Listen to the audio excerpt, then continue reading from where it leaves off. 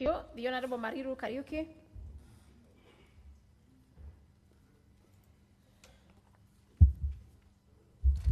Thank you very much, Madam Speaker, for that opportunity. I also rise to support the report of the committee, and particularly the Honorable Florence Kajuju, Mr. Washington Opio, as well as Madam Rusi Dongo, as chairperson and members of the Commission on Administrative Justice, respectively. Madam Speaker, I may not delve into each of them because some of them I may not know as much, but based on the report from the committee, it is very gratifying and very satisfying that these three individuals are going to serve the country to the extent that they should.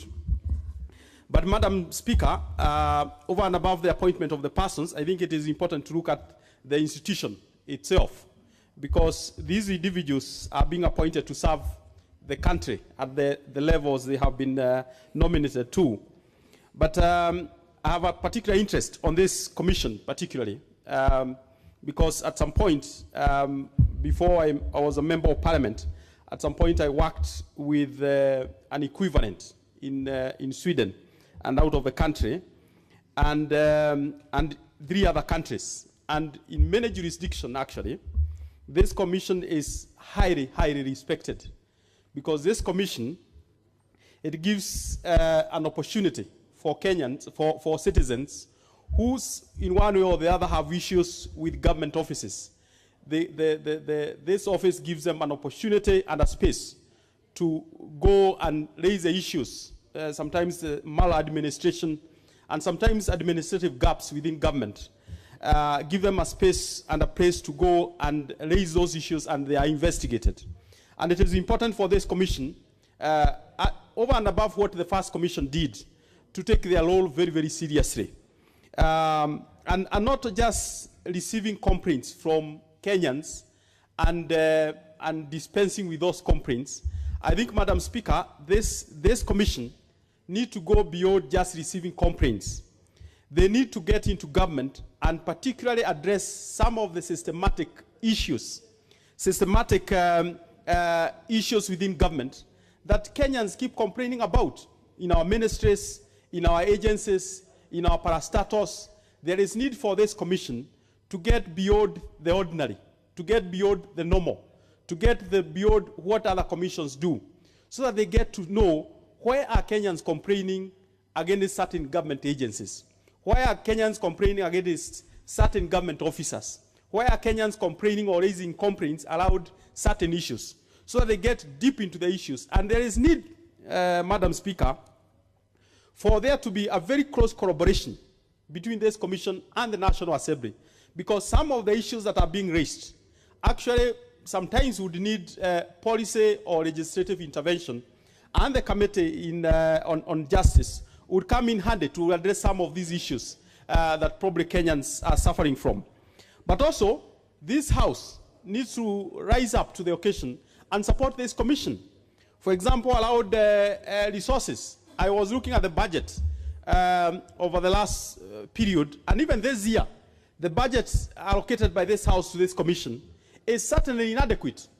And we are talking about this commission not only staying in Nairobi or being based in Nairobi, we are also talking about this commission getting to the counties, because, Madam Speaker, the complaints and the issues being raised by Wananchi is not just being raised around national government. It's also about county governments.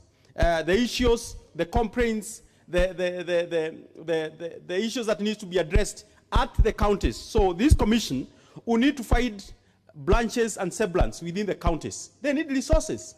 And if we just allocate the little resources, we are giving a commission, we are saying we have a commission that should address issues of Wananchi, but we are not giving them resources. How will they get to the counties?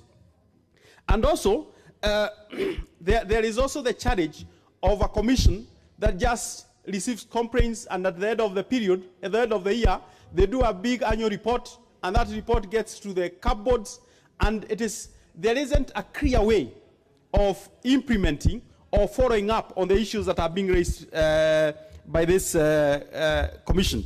Madam Speaker, you remember, I think it is last Parliament, the National Assembly did pass the Access to Information Act.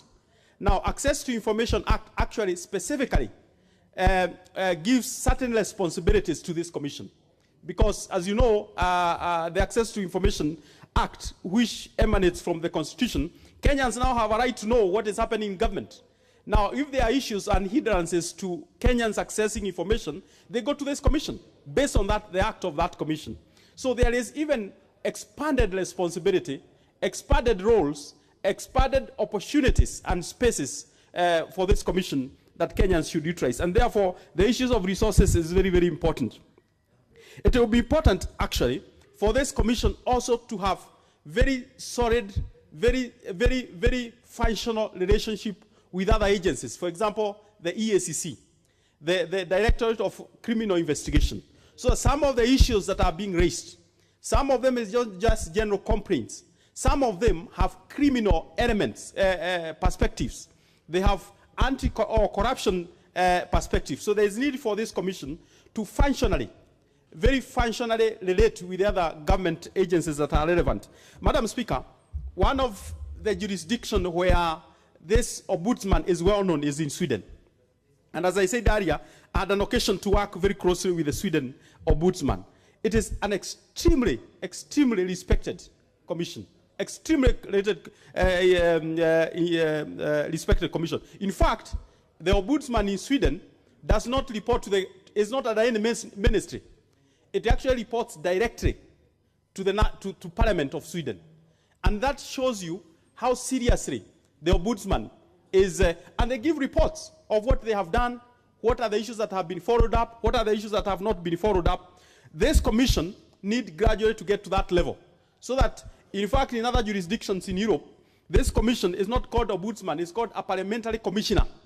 Because it relates, the National Assembly, the Parliament, is the representative of the people.